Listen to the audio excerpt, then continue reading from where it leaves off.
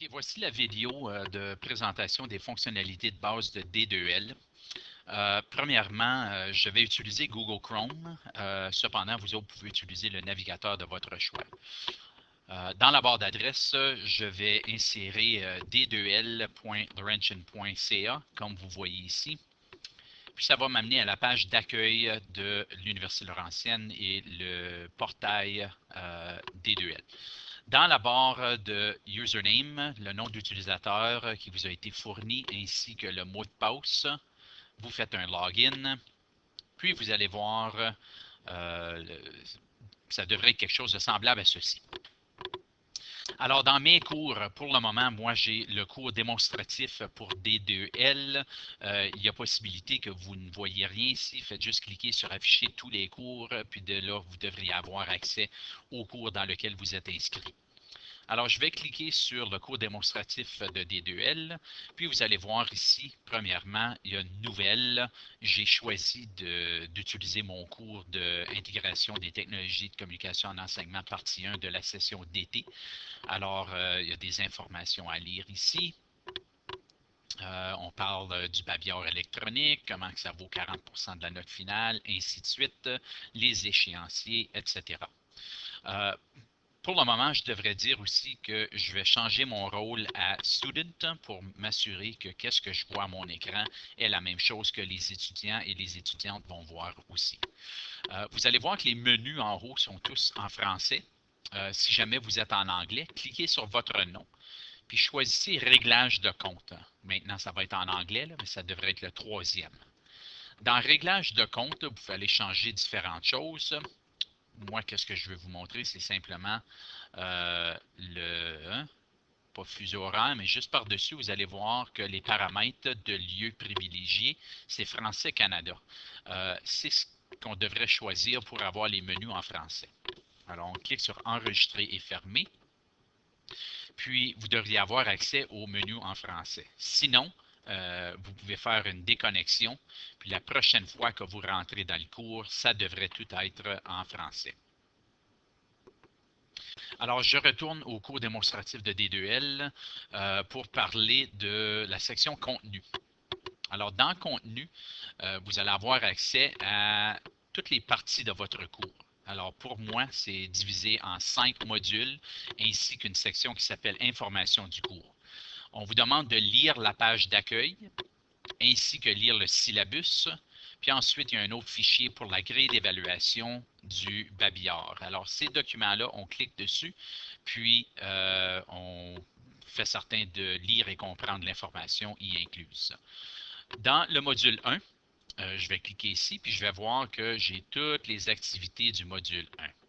Alors, si je clique sur Introduction, pour le cours ITICE partie 1, ça me donne la description de qu'est-ce qu'on va voir dans ce module. Et je peux cliquer sur la flèche pour me rendre à la première activité du cours qui est 1.1.1. On nous donne l'objectif et on nous dit de partager au babillard le sujet de discussion suivant. Alors, on va puis en plus, ça vous demande d'enregistrer ce que vous allez avoir écrit ici. Je vous suggère dans mes cours de rédiger vos commentaires dans Word et ensuite copier et coller dans le babillard. Car à la fin de l'activité, je vous demande d'enregistrer votre fichier Word sous le nom BAB Activité 111 dans un dossier que vous allez nommer Module 1 sur votre ordinateur, car tous les fichiers du module 1 doivent être envoyés au casier de dépôt à la fin du module. Alors, je vais me rendre au babillard. Dans D2L, le babillard est nommé Discussion. La première chose que je demande dans mes cours, c'est de se présenter dans la section Qui sommes-nous? Alors, vous allez voir que j'ai fait un test tantôt, puis je me suis présenté. Évidemment, vous allez mettre plus que bonjour, mon nom est. Mais si vous voulez vous présenter, vous cliquez sur lancer un nouveau fil de discussion.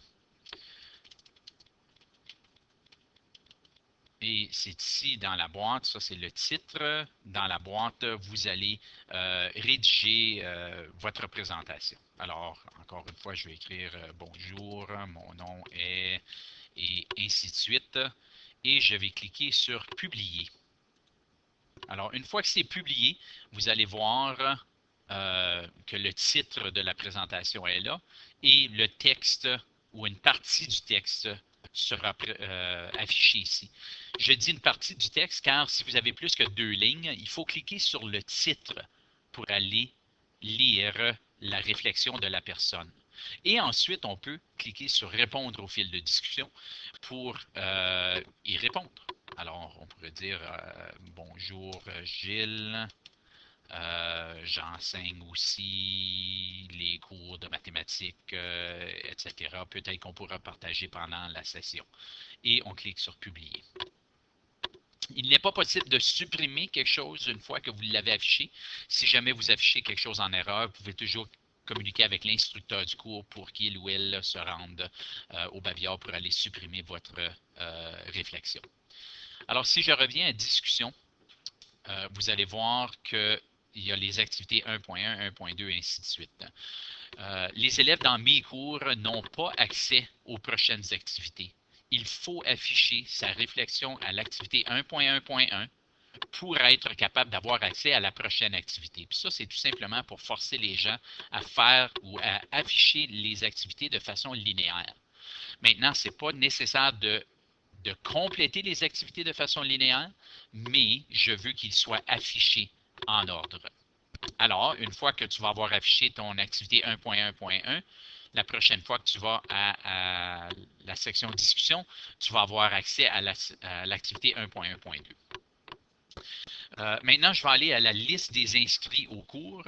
C'est là que vous allez voir mon nom ainsi que les autres qui font partie du cours. Alors, si jamais vous voulez m'envoyer un courriel, vous vous rendez à liste des inscrits au cours et vous cliquez sur mon nom. Et vous allez voir qu'automatiquement, D2L va mettre mon nom dans destinataire. Puis, vous pouvez afficher un objet. Alors, question avec activité 1.1.1. Puis, bonjour Gilles, pourrais-tu m'aider avec, etc., etc. Et on clique sur envoyer. Puis, vous allez voir en bas, envoi réussi. OK? Alors, ça, c'est envoyé à mon courriel de l'Université Laurentienne. Pour accéder au courriel, maintenant, c'est très important. Votre courriel n'apparaît pas dans D2L. Vous devez vous rendre au site lumail.laurentian.ca.